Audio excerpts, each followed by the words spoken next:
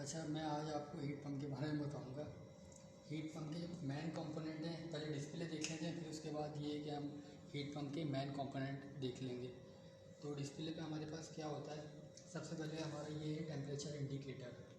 यहाँ पे जितने भी सेंसर लगे हुए हैं हीट पंप के अंदर, कंप्रेसर में लगा हुआ है, कंडेंसर के अंदर लगा हुआ है, और ये एक्सटेंशन वाल्व के अंदर लगा हुआ है, एवोपरेटर के अंदर लगा हुआ है, और टेम्परेचर इनलेट और आउटलेट वाटर के ऊपर जो टेम्परेचर लगे हुए हैं वो तमाम टेम्परेचर सेंसर वो यहाँ पे शो होते हैं। अभी हमने इसको बंद किया हुआ है क्योंकि वाटर सप्लाई हमारी इसमें आ नहीं रही है, तो हमने इसको बंद किया हुआ है, लेकिन तमाम टेम्परेचर हमारे यहाँ शो हो जाते हैं। यहाँ से अप डाउन करते रहते हैं टेम्परेचर T1 2 3 4 5 6 7 8 10 तक 12 तक ये जाते हैं। ठीक है, ये हो गया आपका।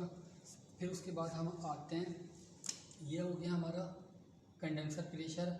ये किलो न्यूटन में भी है और बार में तो इसको खैर नहीं लेते हैं, किलो न्यूटन में लेते हैं इसको। बार का ऑप्शन भी है इसमें, लेकिन इसको किलो न्यूटन में लेते हैं। फिर उसके बाद ये आता है हमारा एवापोरेटर प्रेशर। एवापोरेटर प्रेशर जो होता है वो हमारा कंप्रेसर का प्रेशर होता है, क्योंकि रेफ्रिजरेंट जो एवापोरेटर दे रहा है वो कंप्रेसर को दे रहा है, तो ये कंप्रेसर का प्रेशर होता है बेसिकली। और कंडेंसर का जो प्रेशर होता है वो ये लगा हुआ आपका। ठीक है, ये हो गया।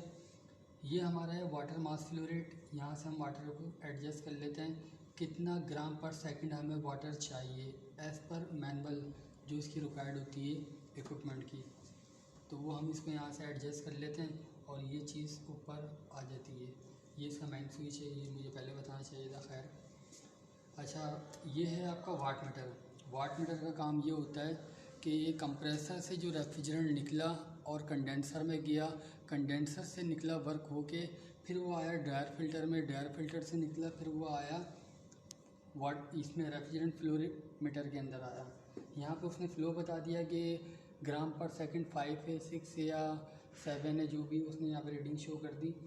ये आ गया फिर एक्सपेंशन वाल्व। यहाँ पे क्या हो रहा है, रेफ्रिजरेंट एक्सपेंड हो रहा है, फिर उसके बाद ये एक्सपेंड होकर एवापोरेटर में आ रहा है। ये पूरा जो आप बॉक्स देख रहे हैं ये पूरा एवापोरेटर है, इसके अंदर यहाँ पर रेफ्रिजरेंट एक्सपेंड हो रहा है।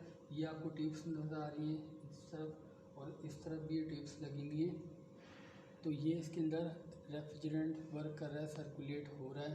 पीछे इसके फ़ैन लगा हुआ है, उससे ठंडी हवा कंप्रेसर को आ रही है, क्योंकि जब कंप्रेसर वर्किंग में होता है तो हीट हो जाता है, ये बहुत ज़्यादा हीट हो जाता है। इसकी वजह से हमने यहाँ पे फ़ैन लगाया है, मैन्युफैक्चर कंपनी ने फ़ैन लगाया है। ये फ़ैन क्या है, ठंडी हवा देता है इसको ताकि ये ठंडा रहे। ठीक है, ये हो गया। अब मैं इसको आपकी साइकिल बताता हूँ। वैसे इसके मेन पार्ट भी यही हैं। पहला पार्ट मेन पार्ट बता रहा हूँ, 4 compressor first part, second part हो गया आपका कंडेंसर, थर्ड पार्ट हो गया आपका एक्सपेंशन वाल्व, और फोर्थ पार्ट हो गया आपका एवापोरेटर। ये इसके 4 मेन कंपोनेंट हैं। ठीक है, अब देखें क्या हो रहा है। ये रेफ्रिजरेंट यहाँ से निकला, इधर आया, इधर आया, इधर आया, इधर आया, और यहाँ से ये कंडेंसर के अंदर चला गया। कंडेंसर में क्या हो रहा है, एक वाटर आ रहा है और एक तरफ से रेफ्रिजरेंट जा रहा है। ये आपस में मैच नहीं हो रहा है, ये सेपरेट हैं। लेकिन वो टैप वाटर जो है वो रेफ्रिजरेंट को हाई प्रेशर हाई टेम्परेचर को उसको लो कर रहा है। लो करने के बाद वो क्या कर रहा है, यहाँ से निकलता है, फिर वो ड्रायर फिल्टर में आता है।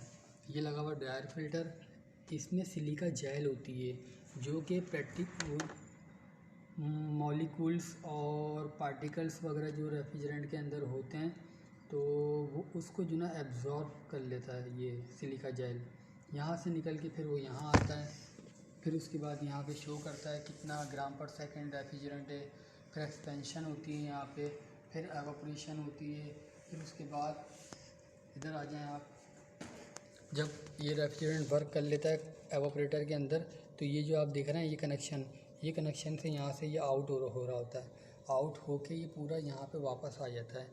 ये इसकी एक पूरी साइकिल कंप्लीट हो गई है। ठीक है, अब मैंने आपको बताया था स्टार्ट में ये हमारा वाट मीटर लगा हुआ है, जैसे कि ये मैंने आपको बताया था वाट मीटर लगा हुआ है। ये जो मैंने आपको पूरी साइकिल बताई है, इस साइकिल का जो टाइम है, ये कितनी देर में साइकिल कंप्लीट हुई है, इसमें 2 लाइट्स लगी हुई जो कि ब्लिंक करती हैं। एक लाइट ब्लिंक करेगी, इसका मतलब है ये साइकिल स्टार्ट हुई है। दूसरी लाइट जब ब्लिंक करेगी इसका मतलब ये है कि इसकी एक साइकिल कंप्लीट हो गई है। और इस लाइट को फर्स्ट ब्लिंक हुई और सेकंड ब्लिंक जो हुई इसका टाइम हम मोबाइल के अंदर स्टॉप वॉच के अंदर नोट कर रहे होते हैं। जैसे ही वो सेकंड लाइट ब्लिंक होती है हम स्टॉप वॉच स्टॉप कर देते हैं और हम टाइम देख लेते हैं 13 सेकंड आया है, 14 सेकंड आया या 15 सेकंड आया, जो भी एवरीथिंग वो हम चेक कर लेते हैं और स्टूडेंट को फिर रीडिंग नोट कर पाते हैं। अब इस तरफ आ जाएं आप। इसमें एग्जाम्पल पे मैं आपको बता रहा हूँ कि हीट पम्प में एक एक्सपेरिमेंट ये हो सकता है, determination of COP of a heat pump. देख रहे हैं आप ये टाइटल।